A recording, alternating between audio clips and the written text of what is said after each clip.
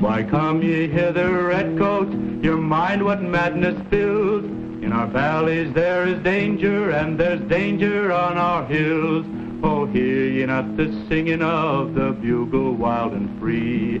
And soon you'll know the ringing of the rifle from the tree. Oh, the rifle. In our hands they'll prove no to rifle.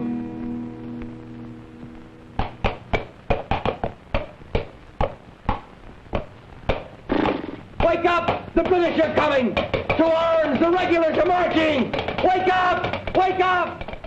How do you awaken a motley collection of colonists? The British are coming! How do you convince New England merchants, Virginia farmers, Philadelphia craftsmen to wake up, recognize their common grievances, and fight for their common rights? What do you say to stir 2 million of the king's subjects to a fight for freedom? What do you say, Mr. Sam Adams, lately the host of a certain tea party? If I am to have a master, let me have a severe one. I shall then be constantly disposed to take the first fair opportunity of ridding myself of his tyranny.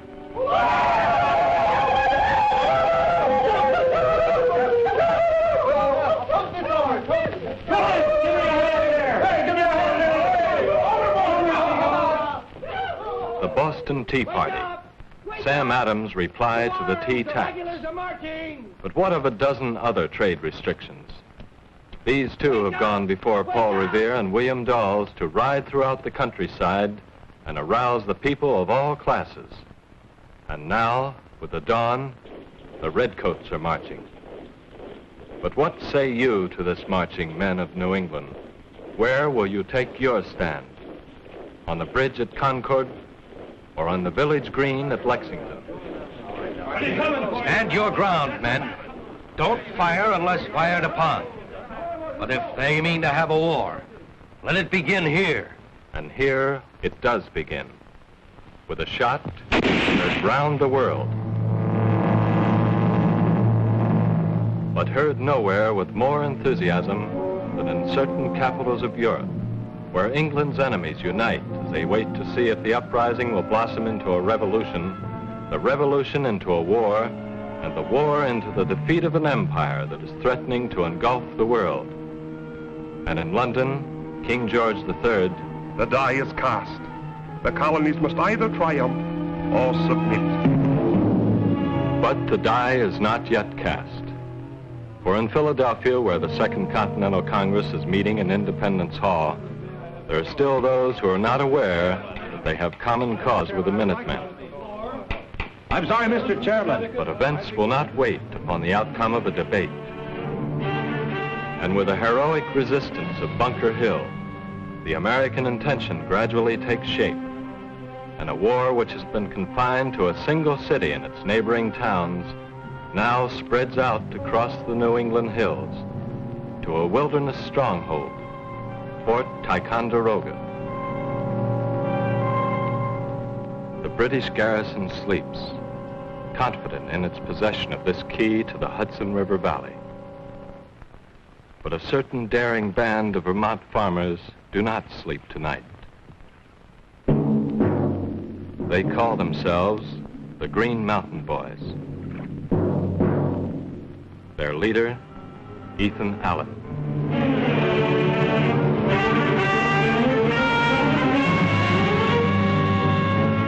And so forth men and guns fall to Ethan Allen and the Green Mountain Boys. This is the spirit the revolution wants. If only there were a general to weld these isolated, restless troops into a unified, disciplined army.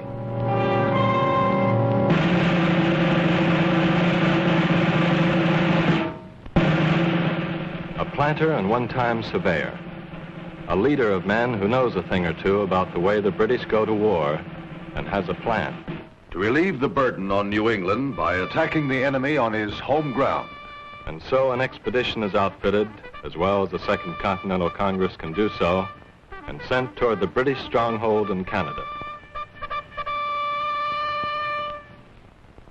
Meanwhile, from Dorchester Heights above Boston, the big guns of Ticonderoga now look down upon British troops, for Washington has besieged Lord Howe.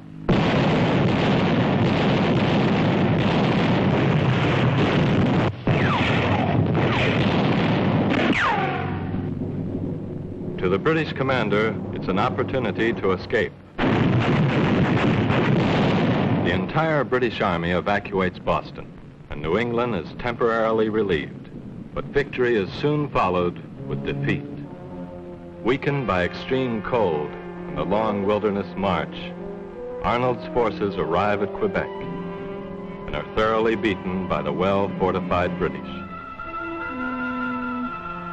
The news of hard defeat travels to Philadelphia and sharpens the issue, whether or not the hour has come to break with the mother country. To some, like Tom Paine, Everything that is right or reasonable pleads for separation. 'Tis time to part. June 1776. A man from Virginia rises in the Congress. All ears are intent. Resolved that these united colonies are, and of right ought to be, free and independent states, that they are absolved from all allegiance to the British Crown.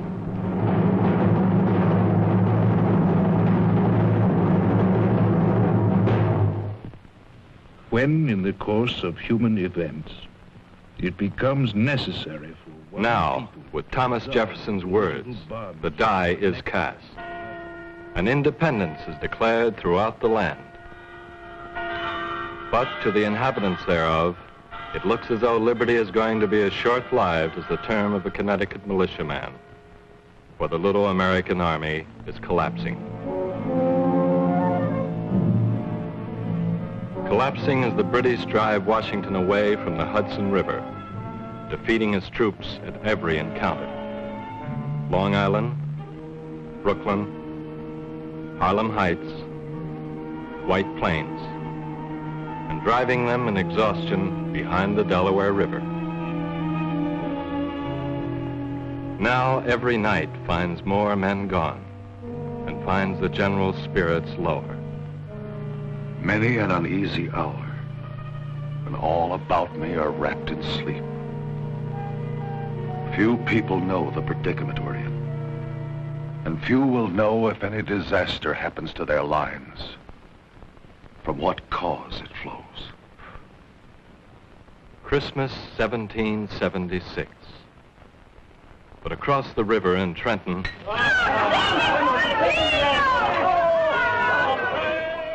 the Hessians, mercenaries in the service of the British, celebrate the holiday.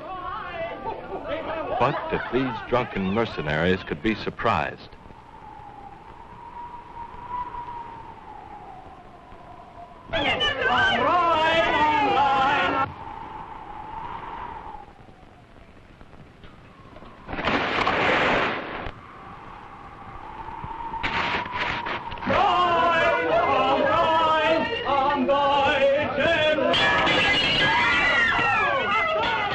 the routing of the Hessians convinces the British to return to the mouth of the Hudson and refreshes Washington's army as it bivouacs for the winter.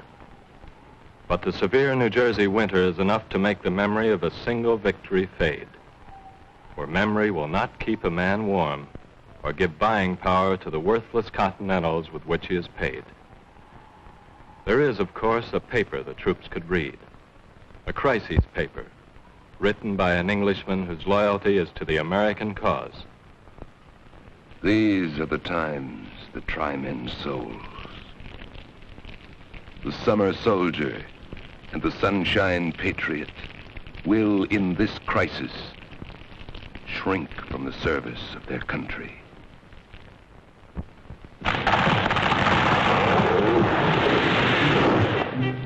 But the Green Mountain Boys are busy again, blocking the path of General John Burgoyne, Gentleman Johnny, more poet than soldier, who has set off down the Hudson River Valley in an attempt to join forces with Lord Howe and seal off New England from the other colonies. But Burgoyne is suddenly stopped in his tracks. by Nicholas Herkimer at Oriskany, by John Stark at Bennington, held to the Hudson River Valley by American guerrilla tactics, waiting for help from Lord Howe. But Lord Howe, evacuating New York by sea, has gone south for the winter. Now let all New England turn out and crush Burgoyne. And all New England does turn out, as 12,000 men under Horatio Gates surround Burgoyne at Saratoga, New York. Finally, the British general, his best troops picked off by Yankee snipers, surrenders his entire command. The threat to New England is now gone, but another threat is not so easily parried. For Washington has gone in pursuit of Howe and engaged upon a campaign that has cost him dearly in men, in supplies, and in the spirit to go on.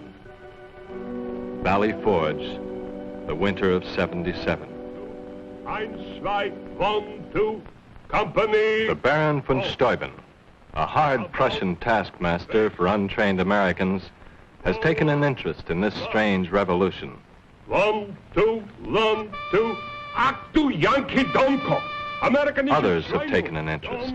The French consent to Benjamin Franklin's proposal for an alliance. But at Washington's Valley Forge headquarters, there is a new concern.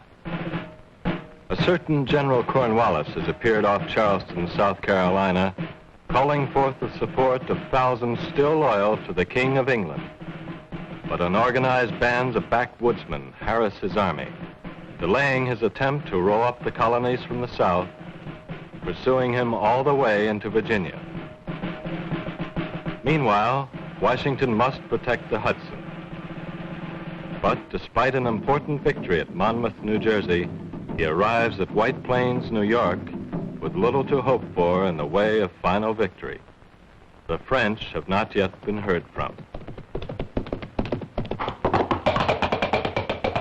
But late in 1780, a highly placed courier, a young Frenchman who has caught the significance of what is going on in America, comes by night to Washington's headquarters. The Marquis de Lafayette, to see General Washington. The Marquis de Lafayette, with affairs of utmost importance to communicate to the general. Une flotte de 40 vaisseaux et une armée de 6,000 hommes. A fleet of 40 ships and an army of 6,000 men. Now, for the first time, George Washington, who has led a few thousand ragged men through 6 long years of war, will command an army. 1781. A large force of American and French troops heads southward. A strong French fleet is headed for Chesapeake Bay. Greene is up from the south. Lafayette is in Virginia. Von Steuben and Mad Anthony Wayne are standing by. Virginia. Everything points to Virginia and Cornwallis. A brief stop at a place General Washington calls home, then back to the march. The decision must come now or never.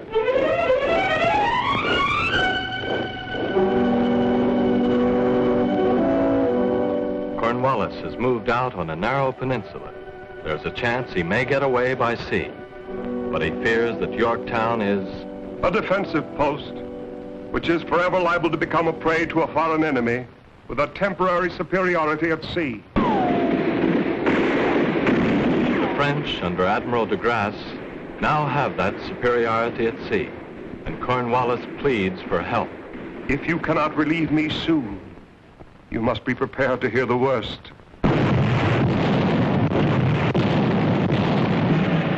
Yorktown, October 19th, 1781.